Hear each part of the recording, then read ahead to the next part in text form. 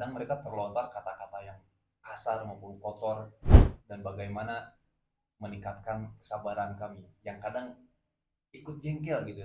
Nah, kuncinya ada di yang ketiga.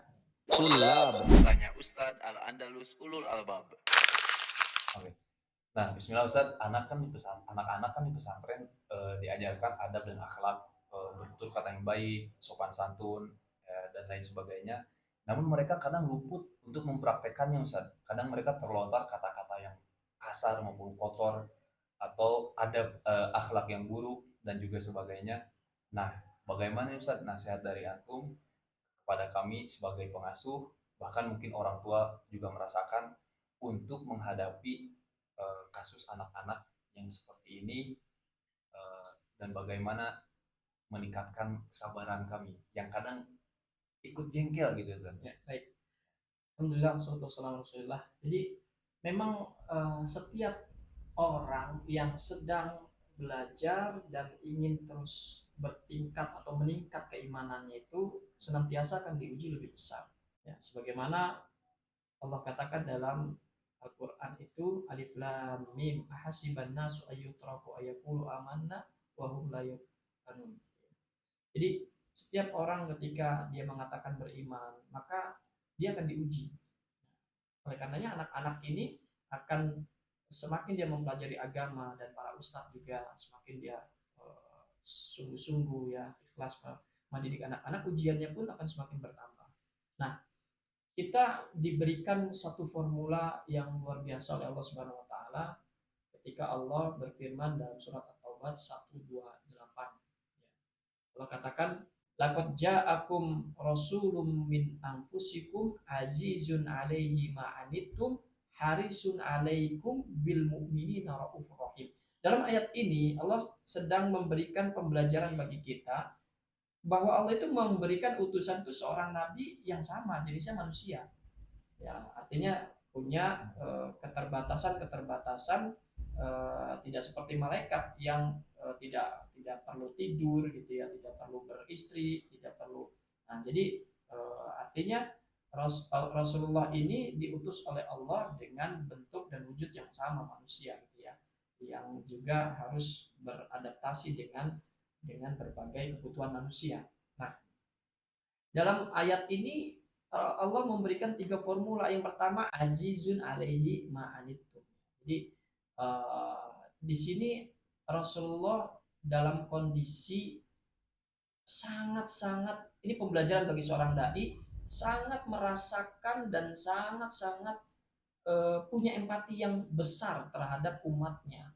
Ya, betapa umatnya ini memang mengalami kesulitan-kesulitan beradaptasi dengan setelah dia beriman, dengan konsekuensi keimanan itu sendiri.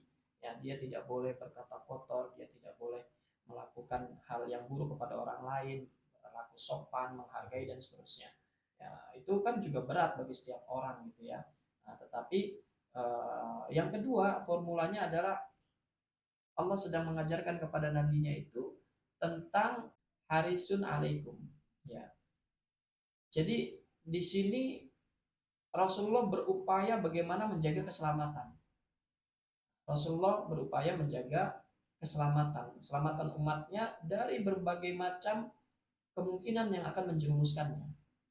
Nah, kuncinya ada di yang ketiga. Seorang pengasuh, seorang pendidik, orang tua, bil mu'minina raufur rahim.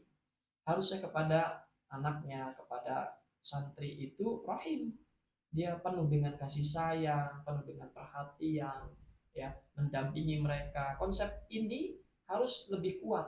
Jadi boleh kita cerewet, orang tua cerewet, pengasuh cerewet, tetapi cerewet yang bagaimana? Cerewet yang terus memperingatkan mereka dalam kondisi yang baik, itu bukan dengan cara hanya sekedar merintah, memarah-marahi, yang menasihati begitu panjang, padahal mereka tidak membutuhkan itu. Tapi yang paling mereka butuhkan adalah bagaimana orang tua dan pengasuh ini bersama-sama mereka dalam jumlah durasi waktu yang lebih panjang, ya, hadir dalam setiap kegiatan mereka, memahami keadaan mereka, bahkan kalau perlu sering berdiskusi dengan mereka hingga mereka menyadari dan merasakan kehadiran sosok pembimbingnya yang memberikan banyak inspirasi buat anak-anak ini.